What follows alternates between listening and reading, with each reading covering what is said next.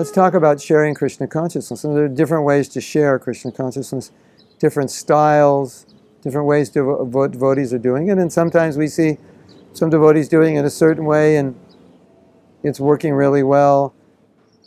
Some devotees have a philosophy, it should be done this way.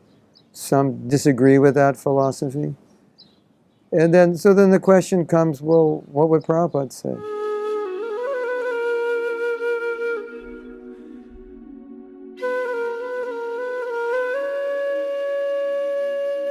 And we have this story of Tamal Krishna Maharaj who came back from India to America and he made so many devotees. And Prabhupada didn't know he made so many devotees. And he was questioning, what are you doing in America? Because he wanted Tamal Krishna Maharaj to go back to India and manage there. And he said, Prabhupada, I'm preaching. And Prabhupada was like, yeah, right. What's this preaching you're doing? Prabhupada thought it was an excuse because he didn't want to go back to India. He said, Prabhupada, I'll show you.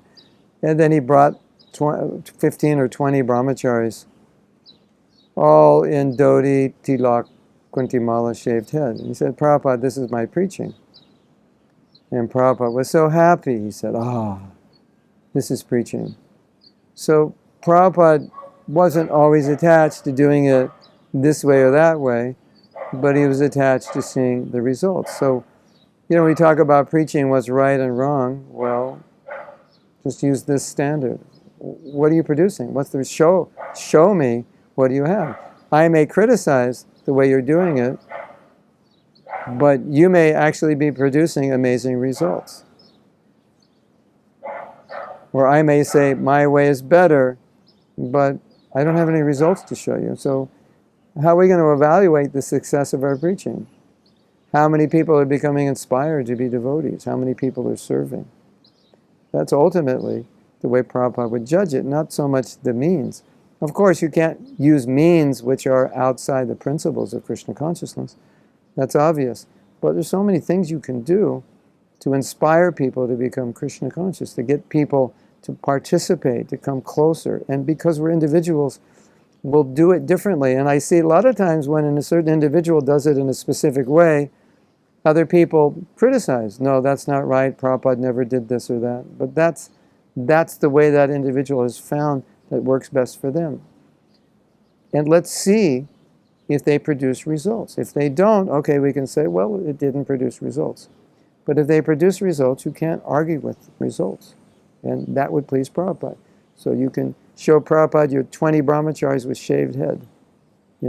We did it this way, we were criticized, but here's 20 brahmacharis with shaved heads, or here's 200 people at our festival, or here's a congregation of 500 people. So we should be respectful of preachers. Let every preacher demonstrate their skills. And I see a lot of people are criticizing preachers, and a lot of the people criticizing don't even preach. So they're sitting in their room criticizing, but if you want to criticize, best way to criticize is just do better. You don't have to say anything. And automatically you've shown that it's better, and that's what Prabhupada wanted us to do. Don't criticize, just if you think it can be done better, do it better. Or Prabhupada would say sometimes, he would say, if you don't like the way someone's acting, well, just act the way you would like them to act. Don't criticize them, just do what you would like them to do. Oh, this person's not a good leader. Fine, be a good leader. This person, I don't like the way he distributes books. Fine, do it better. I don't like the way he preaches. Fine, do it better. That was Prabhupada's attitude. So that way, we're respectful to all. Hare Krishna.